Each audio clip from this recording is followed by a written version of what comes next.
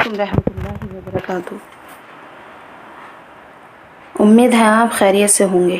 قرآن و حدیث کی روشنی میں اللہ تعالیٰ کا فرمان،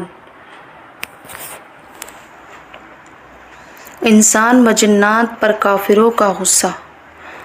قرآن میں اللہ تعالیٰ فرماتا ہے، عذاب میں گرفتار ہوئے کافر لوگ کہیں گے کہ اے پروردگار، ہمیں انسان و جنات سے وہ کچھ دکھا دیجئے، انسان و جنات میں سے وہ لوگ دکھا دیجئے جنہوں نے ہمیں گمراہ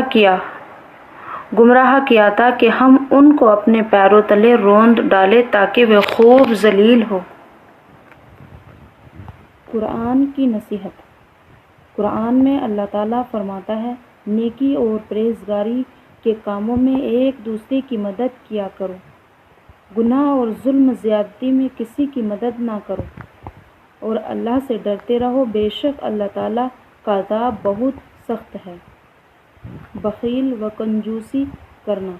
قرآن میں اللہ تعالیٰ فرماتا ہے، جو لوگ خود بھی کنجوسی کرتے ہیں اور دوسروں کو بھی کنجوسی کرنا سکھا دیتے ہیں، اور جو کچھ اللہ تعالیٰ نے اپنے فضل سے ان کو دیا ہے اس کو چھپاتے ہیں، اور ہم نے ایسے نافرمانوں کے لیے ذلیل کرنے والا عذاب تیار کر رکھا ہے۔